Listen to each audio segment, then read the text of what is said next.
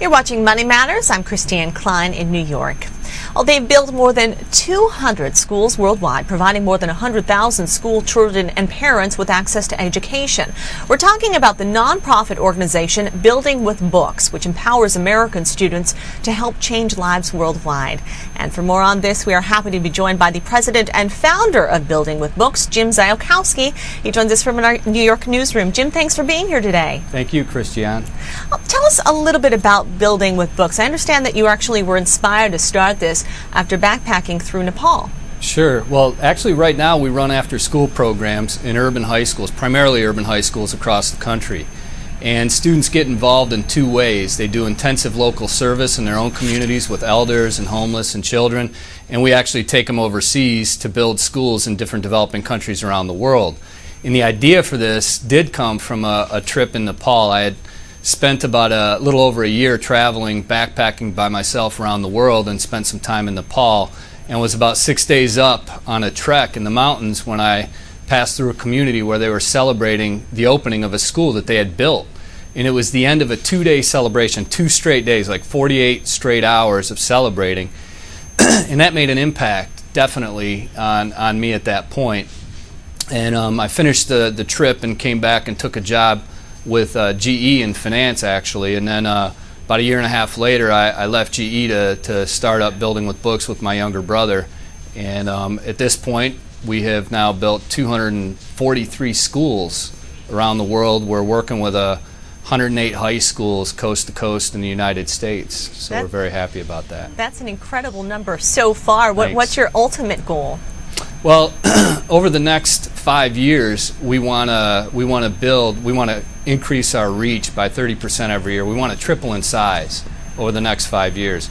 So that would mean by 2012, we would have built over 800 schools around the world, and we would be in more than 400 high schools in the United States.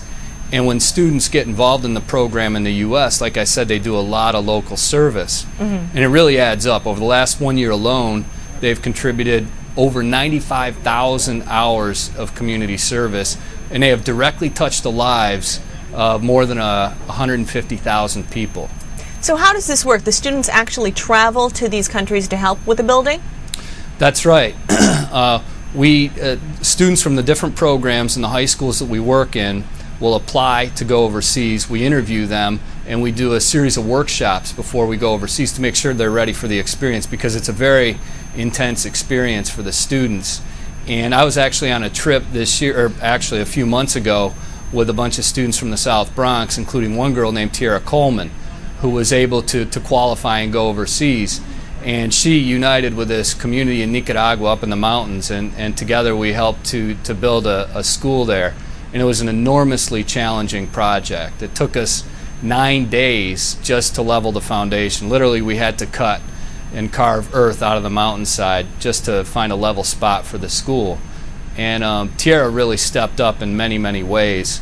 In the U.S., I find out when I'm there that she had already contributed over 100 hours of service that year, this past school year. And when she was in this village, she stepped up and became a leader in many different ways. And I think probably the most exciting part of it, or the most inspiring part of it, is that Tierra came from a very challenging past. She had lost both her parents, her mother when she was 9 and her dad when she was 14, and after that got in some trouble with the law, and at a certain point decided to turn her life around and made some choices, self-imposed a curfew, refused to join any gangs. Many of her family members and friends were in gangs, and she got involved in BWB as a freshman.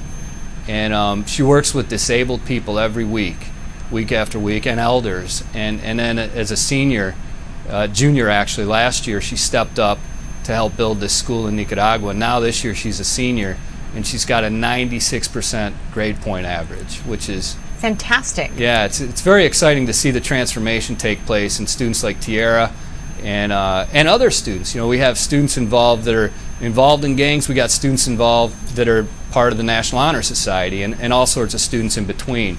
So it's very cool to see how these students work together to achieve a common goal and literally change the world.